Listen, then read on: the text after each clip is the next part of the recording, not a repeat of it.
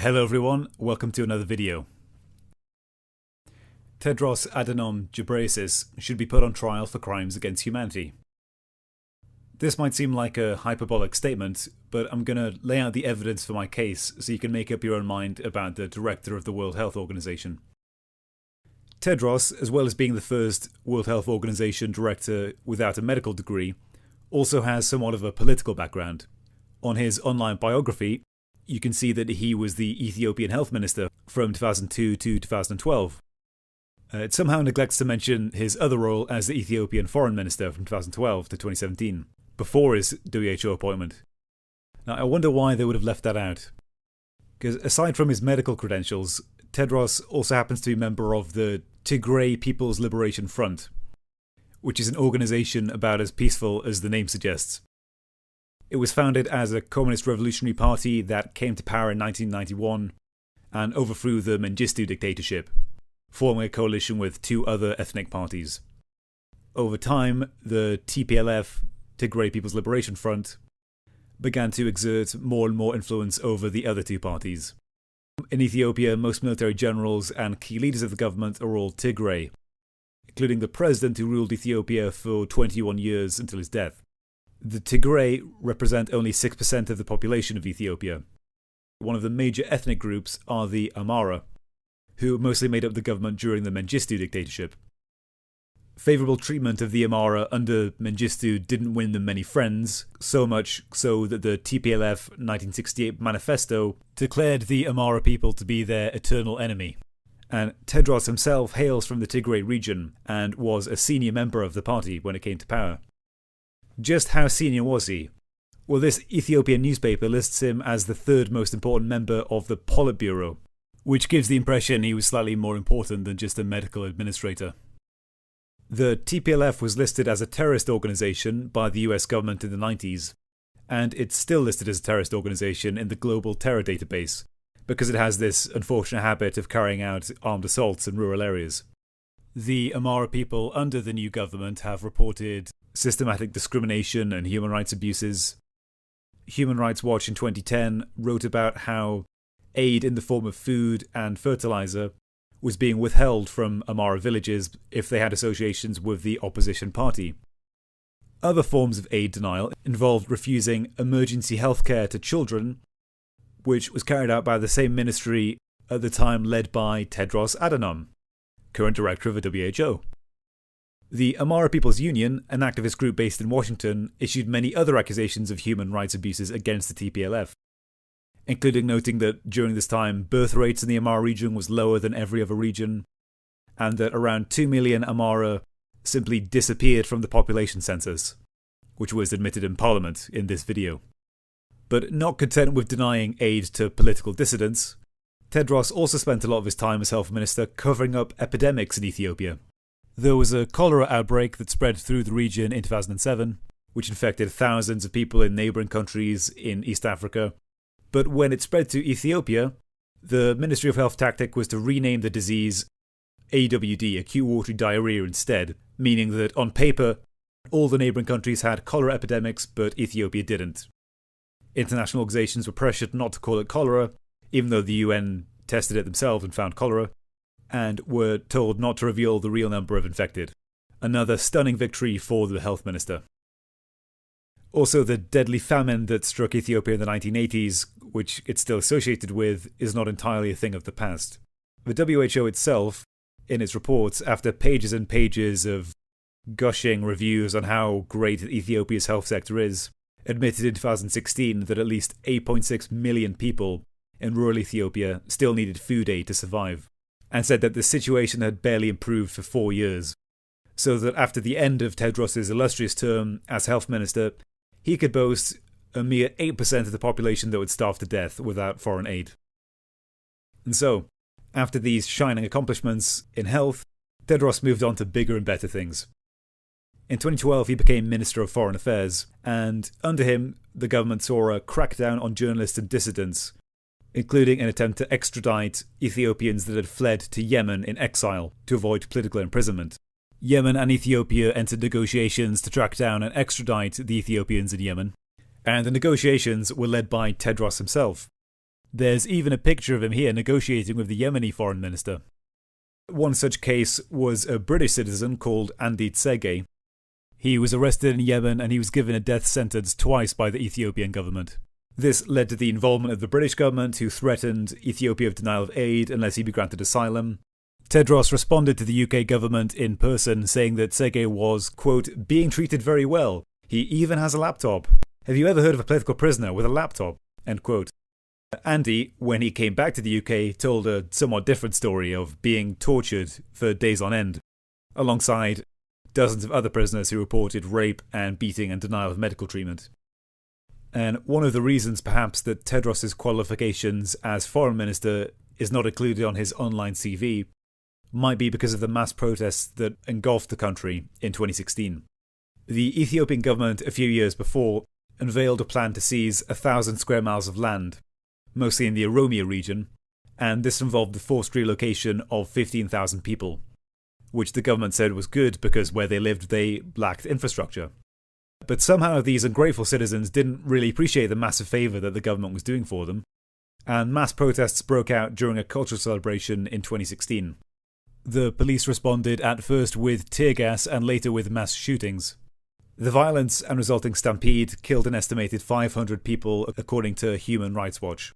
The Foreign Affairs Ministry, led by Tedros, issued a state of emergency and arrested an estimated 70,000 people and forced many opposition journalists into exile. Tedros himself got into a public spat with Human Rights Watch after their presentation.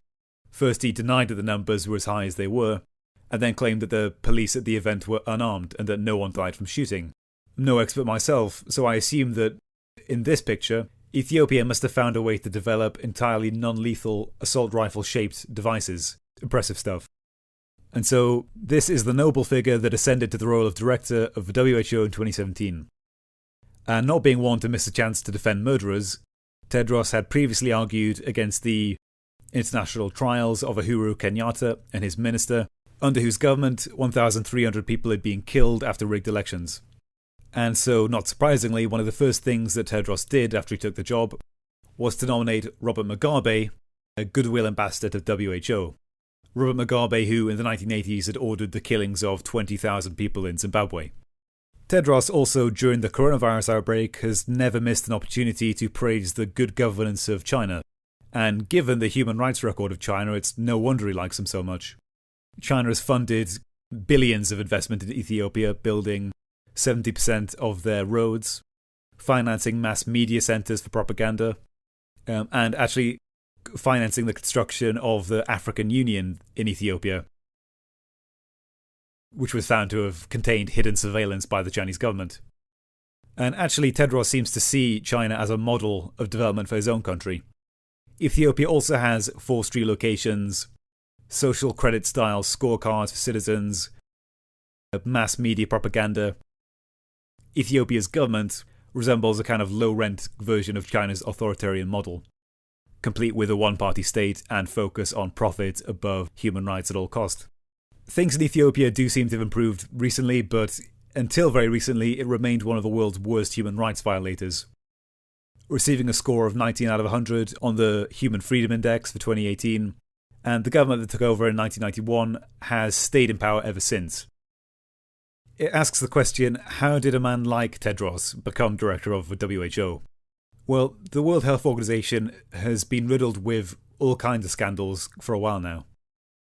In the 1990s, the WHO saw almost no growth in funding for a long time. And so, according to health researcher Sonia Shah, what happened then was that the World Health Organization turned to corporate funding to finance a lot of its health projects. And by 2008, corporate funding made up 80% of the organization's budget. Now, there's nothing wrong with this in principle. If corporations want to fund health projects, good for them. But this created a serious conflict of interest on many issues. Led to cases like drug companies working with WHO lobbying to weaken patent laws for new drugs in India because it would lose them money, and blocking laws in South Africa that would have led to making HIV treatment more accessible. And this misallocation of funds and corruption of the WHO became so bad that in 2016, it was found that the World Health Organization had spent $200 million a year for the past 4 years on travel expenses not even including those covered by the host country, which was more than their budget for HIV treatment. Another absolutely damning report issued by the Associated Press last year found that WHO employees who were working to relieve the cholera epidemic in Yemen had actually siphoned off many of the funds for themselves and embezzled it. Some of these workers, after this information came to light, were not even removed from their jobs. Tedros himself was promoted by the Bill and Melinda Gates Foundation, who financed many large-scale health projects in Ethiopia previously that Tedros had helped facilitate. And so they apparently wanted to promote similar projects on a global scale, and because they'd worked with Tedros in the past, it made sense for them to promote him at the WHO. And the appointment of someone as deeply unqualified as Tedros, to put it mildly, I think owes a lot to the somewhat labyrinthine structure of the way Director Generals of the organisation are appointed. So the Director of the WHO is selected by the Executive Board, who are in turn appointed by a rotating minority of the World Health Assembly, who are made up of health ministers appointed by world governments.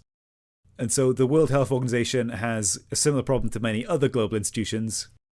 By the time you get to the appointment of the director, he is an appointee of an appointee of an appointee of someone who may have been elected legitimately, probably not considering most governments at the World Health Assembly. And so by the time you get to him, the democratic mandate has been stretched so thinly as to be almost meaningless. Which is of course the same problem that a lot of these globalist institutions have.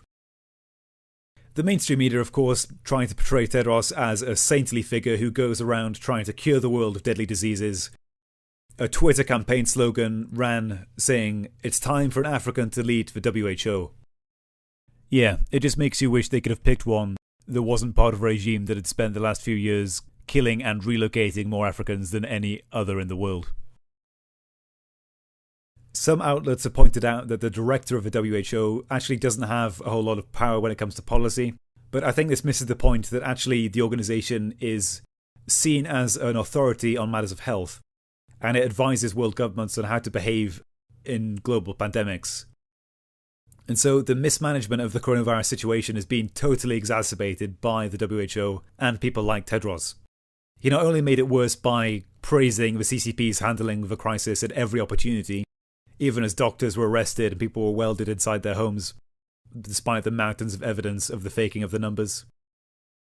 He also gave completely contradictory advice, first of all saying that countries should not enact travel restrictions to China, that it would be discriminatory, then turning around and chiding them for not doing enough to prepare. The virus was only named a pandemic a few days ago at the time of making this video, after infecting 140 countries, which is 70 more than it took for swine flu to be declared a pandemic.